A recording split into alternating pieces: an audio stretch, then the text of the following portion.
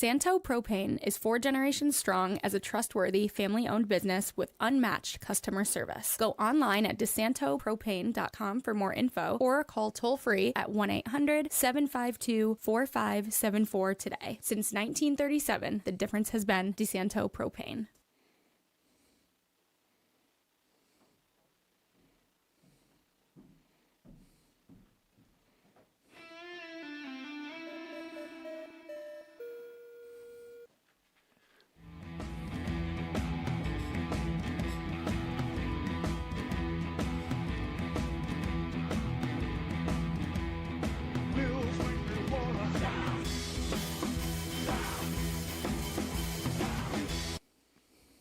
Hey everybody, Jim Sinicropi live inside the FingerLakes1.com studio. Victory Monday for Bills fans. Big one, win over the Chiefs. Nothing new though. They win against the Chiefs every regular season.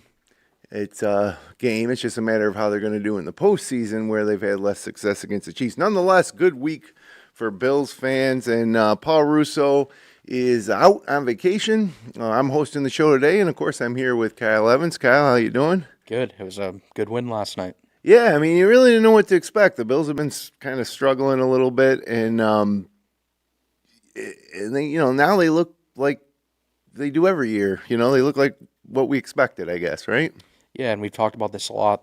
Last year, they had those 2 games, one in Baltimore and one in Houston, where they didn't look right at all, and then they quickly turned the corner, and that's kind of what it seems like they're doing here. The Chiefs, came in as a really hot team. Patrick Mahomes had been playing some of the best ball he's played in even a few years, statistically, with the touchdowns and passing yards. But, man, that defense showed up, and offensively, Josh Allen was nearly perfect if you look at the box score.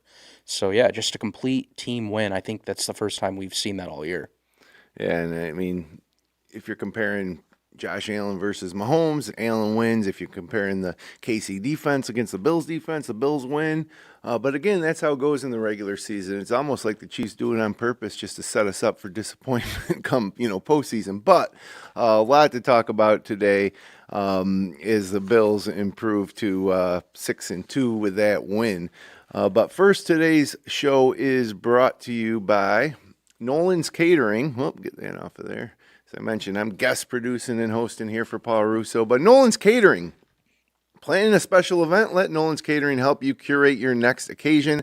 Now booking special events at Hotel Canandaigua Tapestry Collection by Hilton on Lakeshore Drive, the Fallbrook House at Canandaigua Country Club, or Nolan's on South Main Street in Canandaigua. Nolan's is ready to curate a food and beverage package perfect for any occasion. From elegant weddings to corporate events and private parties, enjoy the moment knowing that Nolan's has it covered. To plan your perfect event, visit nolansonthelake.com.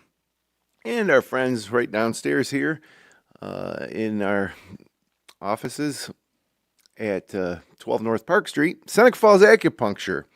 Seneca Falls Acupuncture offers personalized treatments for pain relief, women's health, digestive symptoms, cosmetic acupuncture, and more, helping you look and feel your best naturally. Book your appointment online at SenecaFallsAcupuncture.com to experience award-winning care right here in the Finger Lakes.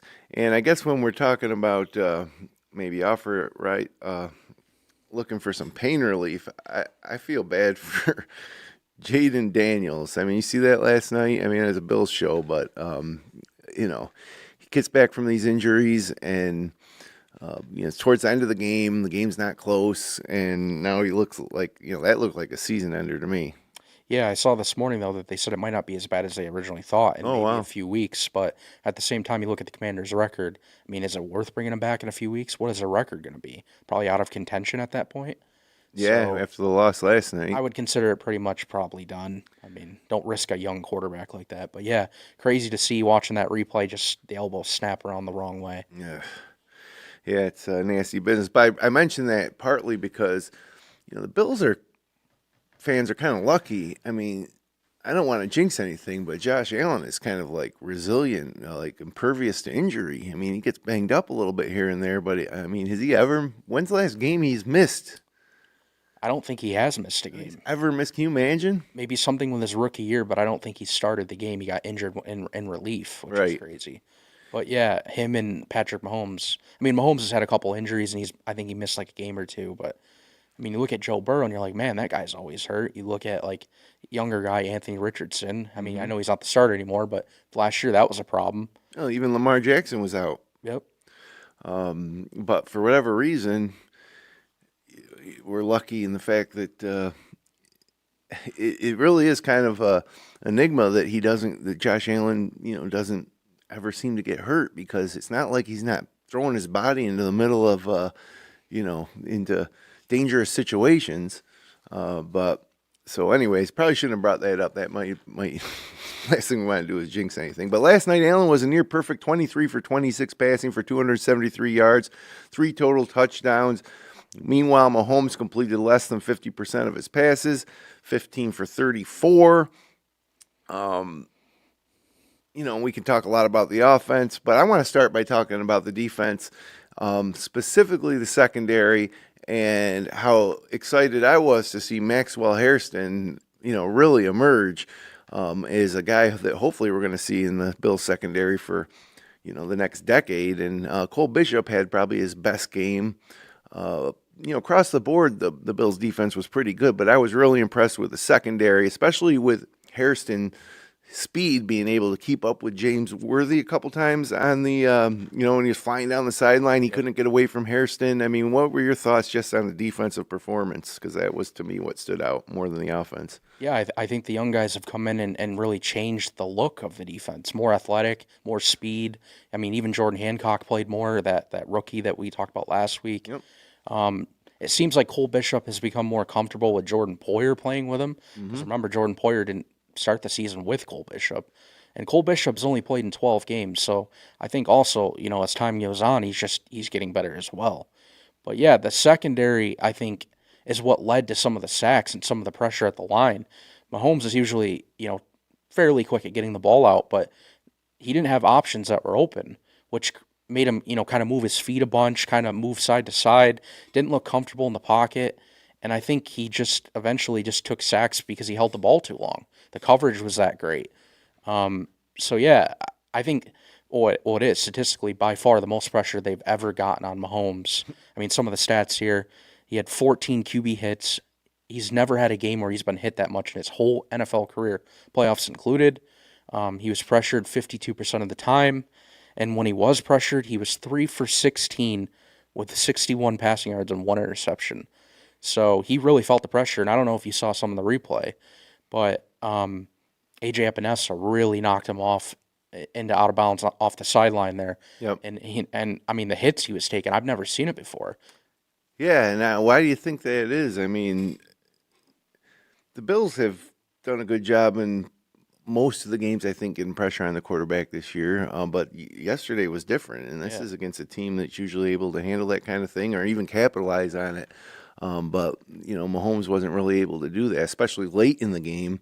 At halftime, it looked like this was going to be a 60-54 game or something like that. But the Bills defense, especially the past couple possessions for the Chiefs, the Bills were able to lock it down, including the very last possession where it looked like, Prater missed the field goal, and now here comes, they got 22 seconds or whatever it was, but no, it didn't happen. Yeah, and I think the stat here tells it all. KC had 10 possessions, and they only scored 2 touchdowns. So, I mean, that's really locking them down. I mean, I think about that drive right before halftime where they ended up getting that stuff at the goal line, and it was 4th and goal, and Andy Reid, instead of going for it, being aggressive, just kicks a field goal. It kind of reminded me of Sean McDermott a few years ago in the playoffs against them when McDermott kicked a 20-yard field goal down 21-9. So it just seemed like Andy Reid wasn't like as aggressive as normal, and like the urgency just seemed different to me. Like the fire, they didn't play with fire. I'm not saying they weren't out there trying, but it just looked like a complete, like the Bills definitely wanted it, and the Chiefs were like, just a regular season game. Yeah, now, I mean, is Andy Reid playing a different game, like the next level 3D chess here, where he's like not going to pull out, where he's going to take a different approach to this game on the road against Buffalo in week 8 or 9 of the regular season, and then when we get to the playoffs, he's going to do something different. I mean, because it was kind of shocking, just given the trajectory of both these teams in the past 3-4 weeks. Yeah. That the Bills, and again, they didn't blow them out or anything, but let's face it, Prater makes that field goal at the end of the game. That's a 2-possession game. That's a comfortable win for the Bills. They not traditionally how that when they play the Chiefs, it's going to come down to who scores last. So, I don't know if you think if Andy Reid looks at this game, he's like, Yeah, I think for the Chiefs, I mean, this doesn't bother them at all. Like you said, it's like annual, 5 straight years now since 2020. The Bills take it in the regular season. I even mentioned last week, it's not even just that they're home. They're 3-0 at Arrowhead during the regular season as well. So there's something about the regular season. It's like, it kind of reminds me of baseball, the Dodgers. I think you mentioned actually, where, they're kind of mediocre throughout the year. They have these rough stretches, and then the postseason comes and they just turn it up. It kind of reminds me of like exactly the same team. Yeah, we just got to hope that the Bills can get some of that DNA now with some of that experience, postseason experience with this group in the past several years, that maybe they're ready to take the next step. So, again, I think our general theme right now is that, they just the Bills won great, we should be excited they beat the Chiefs, but, any Bills fan knows that this win doesn't mean too much, Yeah. The likelihood of these teams meeting again in January, and that'll be the one that matters. And if you check social media, that's kind of the theme here. And I think obviously if they hadn't played 5 straight regular seasons where the Bills won, then it'd be different. You'd be like, oh, wow, we beat the Chiefs. I think we can do it in January. Yeah. But it's like routine. You just kind of don't really get much from it. But I still think you have to give a ton of credit. Like you said, the way the two teams came in, it was like the exact opposite of like how the teams performed. And it kind of reminded me of the Colts-Steelers game. The Steelers came in with a terrible defense, worst pass defense in the league. And you thought, man, the Colts, even if Jonathan Taylor doesn't have a big day, which he didn't, that passing offense would be big. And no, I mean, it was just completely different. So then again, it's the NFL week-to-week league. I mean, look at the Packers yesterday. Look at some of the other teams. It doesn't make sense. So you'll take this one if you're the Bills. And something that I haven't mentioned yet, but we probably will touch on as the show goes on here. The Patriots won again, so the Bills aren't even in first place in the AFC East. So was a big win against Kansas City. A lot of work to do. Got 3 of their next 4 games are on the road, and actually 5 of their next 7 games are on the road. So there will be some tests for these Buffalo Bills as we head into November and December here. But at 6-2, the best record. The 6-2 is the best record anybody's got in the NFL, I think, right? There's no 1-loss teams anymore, or is there? Am I missing somebody? No, I don't think there's any 1-loss teams. Yeah, I should have prepared and checked that out. Yeah, because the Colts got their second yesterday. Yep. So yeah, the NFL. I still think to like this minute before the trade deadline that it's as wide open as like almost ever. I mean, I don't think you can really choose a team and feel confident. Like, I mean, maybe the Colts up until yesterday, but for them to go perform like that, like. And also to think the Colts are now going to go to the Super Bowl because they're in good shape on after week 8 of the NFL season when they didn't even make did they make the playoffs last year? But regardless, they've been nowhere near the, AFC Championship game even since Peyton Manning was there. Yep. So it's tough to get too excited about the Colts, I guess. But there is a lot, whether it's Tampa Bay, New England now, AFC, NFC, even the Ravens got a feeling that they're not going to go away. So it is pretty wide open.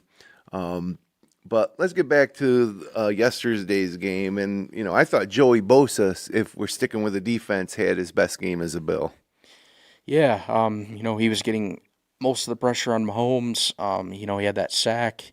He did have that one bad play that everyone talks about. It was the 4th and 17 play where it looked like he kind of gave up on replay. Mm-hmm. But he says after the game that he thought it was going to be a screen, which I don't really like that answer because it's 4th and 17. Why would you think he's throwing a screen? Right. And going to gain 17 yards when the game's on the line? But overall, I'm not going to complain about Joey Bosa. I think he's giving the Bills what they hope Von Miller would give. And that's, not even just the sacks. It's the pressure. It's the pass breakups, the tips at the line, just making it tough on the quarterbacks. And, I think for a 1 year guy, for a guy that's been older or who is old and who has been injury prone, he's given the Bills, I think, really what they hoped for. And hopefully, that injury doesn't come anytime, in the coming weeks. Right. Yeah. So, like a great defensive effort for the Bills. Offensively, the best the Bills have looked in a few weeks. Yep. I think, given that they're playing against one of the better defenses in the NFL. Big day for Dalton Kincaid. We've been wanting somebody to step up. Kincaid did yesterday. Shakir, 7 receptions for only 43 yards, and then the rest, Keon Coleman, 2 catches for 17 yards. Another disappointing day, which could have been a big stage for him. He was, there were 5 Bills that had more receiving yards than Keon Coleman.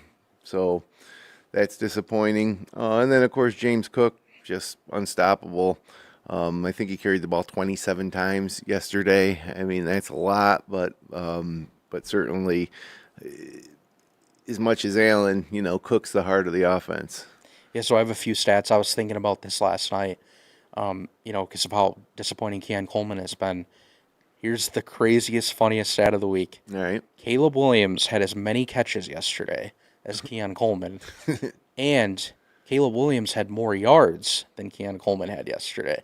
It's unbelievable, especially when you see Josh Allen threw for 273, right. And, threw the ball 28 times. And again, he's your first round pick. And your number one guy, lining up on the field. He's your number one receiver. We know that basically it's Shakir probably is the number one, but he's the slot guy. Coleman lines up as the number one receiver. And again, Allen throws for 270 and he gets 17 yards. Yep. I don't know where you go from here with him. I mean, Elijah Moore had a catch for 28 yards, but he's obviously not the answer. Trade deadline coming up. We talked about it last week, probably for the last 2 weeks. I don't know, who's out there for him. A few names have been bannered around. I think Brian Thomas was one of them from Jacksonville, but of course Jacksonville pulled out a win yesterday against Vegas. So I don't know. Like, are the Bills going to make a move?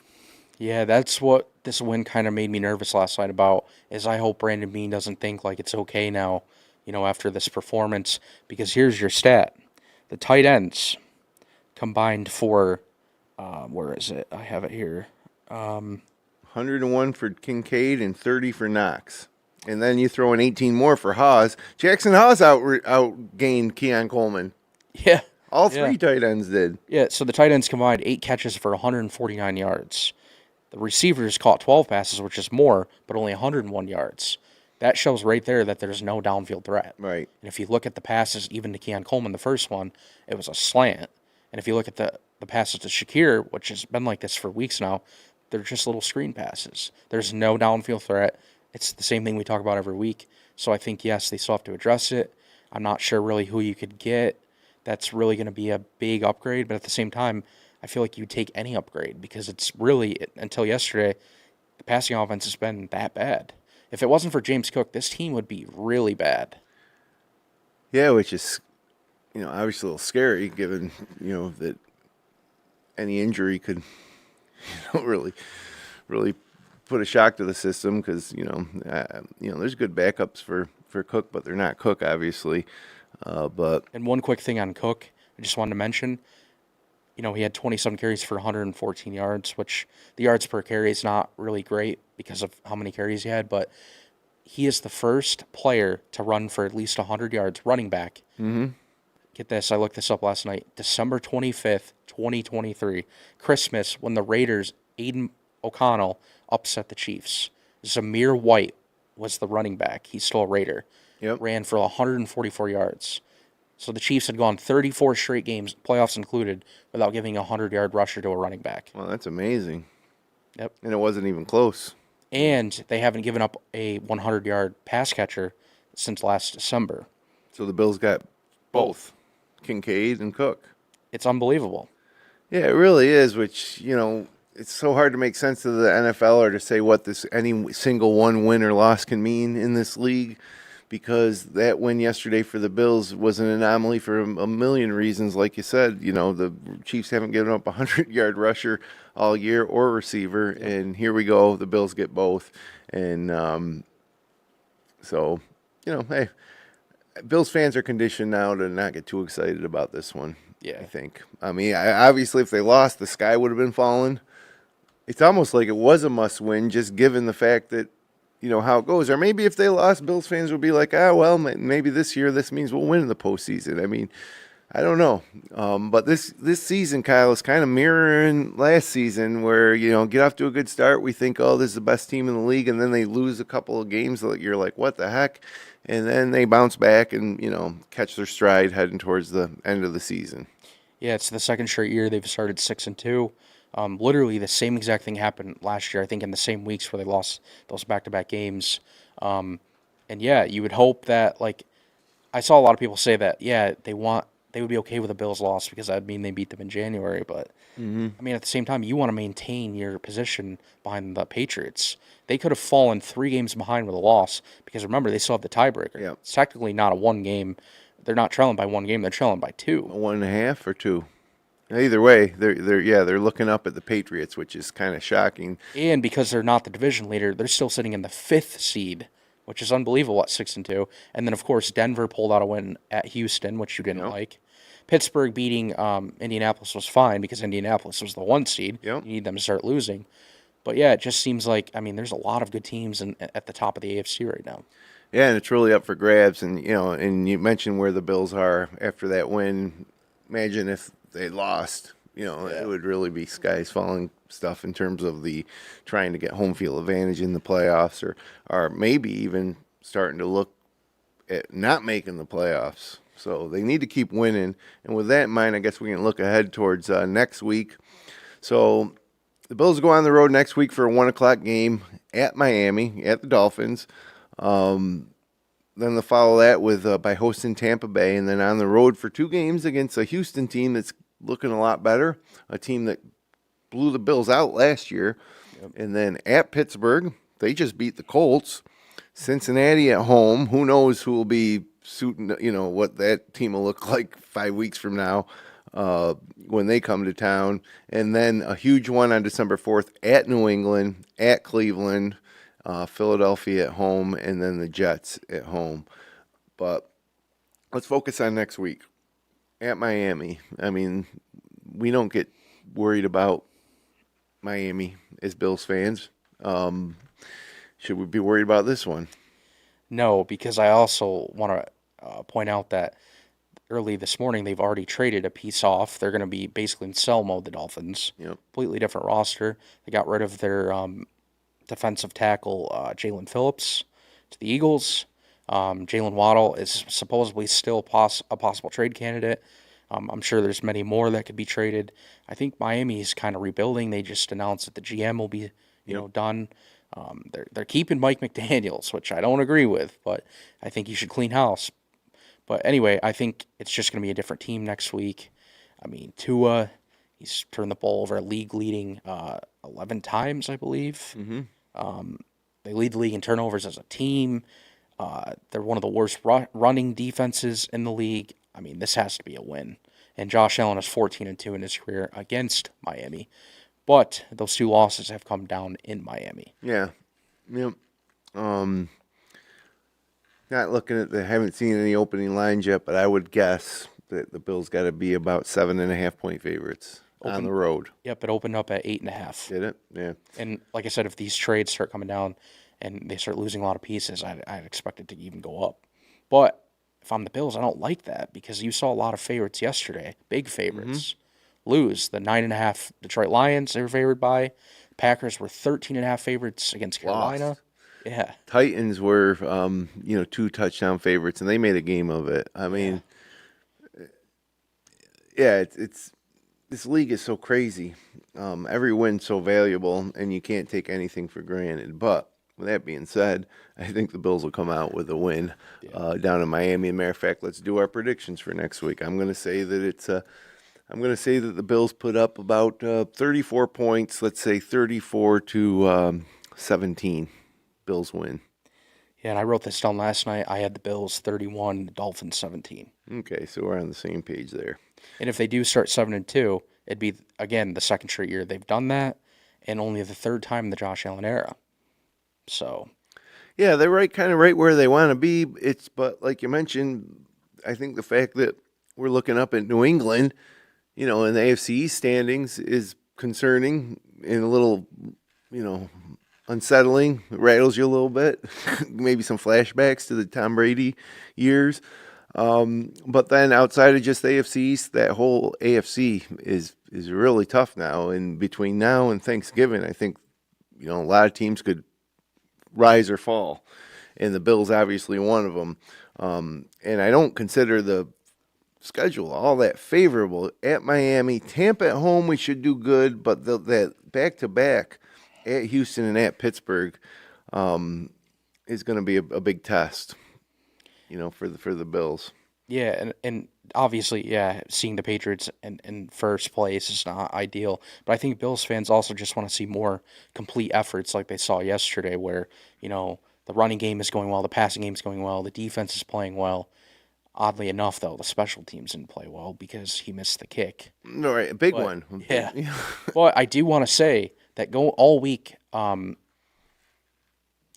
kicker was limited in practice with a right calf injury. Mm-hmm. So I'm not saying that was totally the problem there because to me it looked like the ball was going in and then it curved to the right and then hit the post. Yeah, I mean it was. And it very was close. 52 yards. I mean, Right. you see kickers all the time missing extra points and 30, 40-yard field goals. Well, that's one thing I wanted to talk about too. I'm glad you brought it up. So the Bills got the football, got a chance to put them away, and I just felt like maybe on that last possession they should have stuck with Cook a little more. I don't know, like championship teams in that situation just put them away. The Bills left the window open slightly, for Mahomes. And yeah, he did miss a kick, but yeah, it was from 52, and you don't want to kick that from 52 yards anyways. Yeah, It get was him more almost yards. I almost thinking like maybe they should have punted with 22 seconds left. Because they were right there at midfield, and God, man, Mahomes is impressive. That last Hail Mary pass he threw up, he's backpedaling with two guys in his face, and he almost got it to the end zone. But yeah, I just felt like the Bills could have put that one away, and they didn't. And it's not just because Prater missed that kick, because it was 52 yards. It was more the plays leading up to that.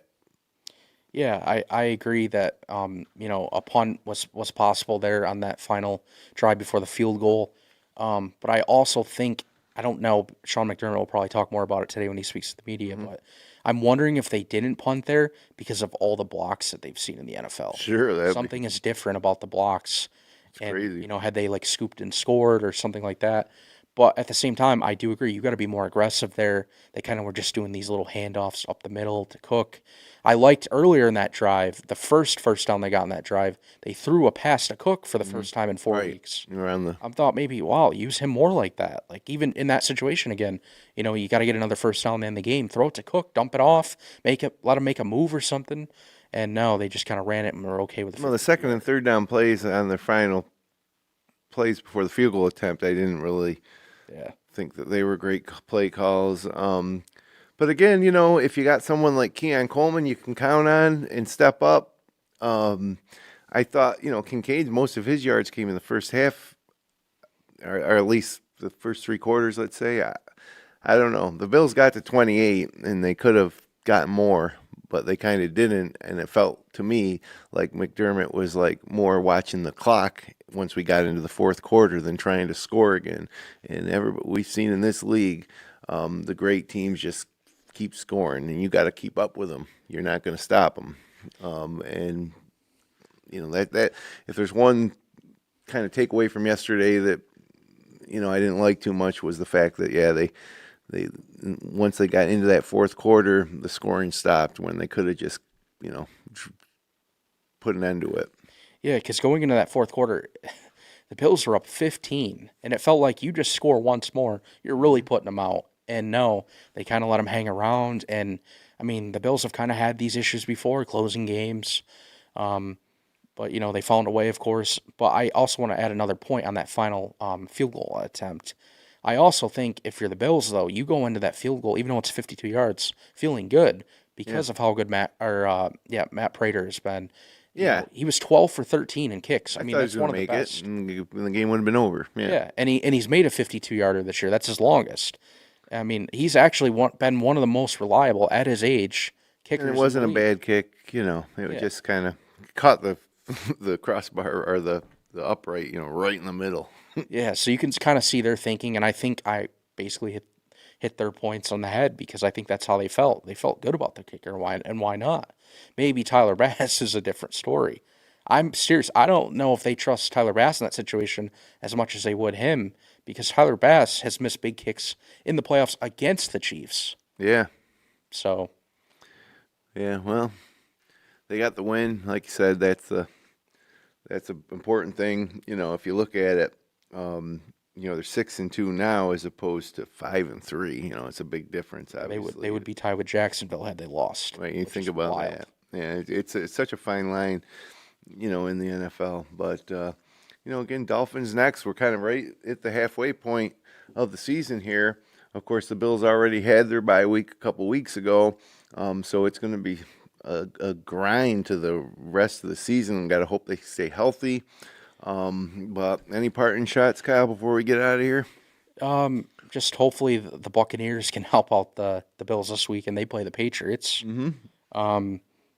And yeah, I mean the trade deadline, is 4 p.m. on Tuesday. I think they have to at least make two moves. We didn't even talk about it. Now I think about it, the Michael Hoyt injury was big. Yeah. The Ed Oliver, the last time we talked, Ed Oliver had been going for scans and imaging, and it was announced that he torn biceps. So now you're without two defensive tackles. I think that's one of the trade. I think that's one of the pieces you need to trade for, and like I said, a receiver. I don't think they'll make more than two trades, so I wouldn't say like anything else, but those should be the two main focal points. It seems like with the defense injuries, there's always somebody stepping back up. I can see him trading for somebody, and that guy gets hurt. It's just like, especially on this defensive side for the Bills, injury after injury. Milano was back, played pretty good yesterday. I think Benford got banged up at one point yesterday. Got that sack though off the edge. Yeah. So, but and Oliver's been dealing with something for the past few weeks. Yeah. Aaron Johnson was out. Yeah, I mean, look at their secondary. I mean, we've obviously talked about it, every week, but their secondary they started the season with the guys that they're putting out there now, which is why I led off the top of the show talking about Maxwell Harrison because it was so exciting. And for him to get that interception at the end of the game, playmaking ability, I mean, and now there's a first-round pick that's working out a little better than Keon Coleman now that he's healthy, right? Oh yeah, definitely. And you just see the difference, like, and you feel the difference, and you feel more confident. I mean, they started the year with DeMar Hamlin, Taylor Rapp, guys now that are on IR that you don't even see. Again, Jordan Poyer wasn't part of the plan. Jordan Hancock. It's just like a totally different secondary. And I've told people every week the yards that they give up the Bills. I mean, you don't like some of the third down defense they have in games, but here's your stat: they're allowing 20.8 points per game through 8 games. Mm-hmm. And they're giving up, get this, the second fewest passing yards per game in the entire league. Yeah, which is wild considering it's the second team, basically. Well, now that Harrison's a first team. But anyways, yeah, it's a bunch of guys that, I guess you got to give some of the credit to McDermott. He's a defensive coach. And he was definitely calling the shots again yesterday. I feel like, at least. Yeah, well, he's holding the card, right? Yeah. So he won't admit it because he doesn't want to throw his guy under the bus. But right. The last 2 weeks, you could see the difference. Yeah. The play calling, the schemes, everything. Yeah. So I think you should feel honestly okay and better about the defense. I think everyone was overreacting. I was more on the offense, and I think I will be more on the offense the whole season. Well, I'm still on the offense now. It's totally relying on James Cook. If James Cook isn't going to be able to put up those types of numbers, the Bills have enough trouble passing the ball as it is. But with Cook running, it opens it up for him to have some success in the passing game. But I almost and Allen didn't rush. What did he rush for? Like 19, 20 yards at the most yesterday. Usually that's something you see in a big game is Allen will rush for 40, 50, 60 yards. Did get one or two touchdowns. How many times did he get in the end zone? 2. Gee, so I mean he did run a couple in, but as far as like in the middle of drives, extending drives, with his legs, didn't have to do that too much yesterday. So. I don't know, man. Fun team to watch. It was good to see him get that win against Kansas City. Tied everybody over here in Bills Mafia land. And as we head now into November and see where we go from there. But Paul Russo will be back next week, and so Kyle and I will be back to wrap up that Miami game with Paul next Monday. What do they got? 1:00 on CBS. On Monday. So anyways, Kyle, good chatting Bills with you. Yeah, fun. And we will again be back next Sunday. Until then, let's go Buffalo and let's see. Keep an eye on the trade deadline too. Oh yeah, checking my phone a bunch. I know. All right, guys, have a good one. Thanks for checking us out. We'll see you next week.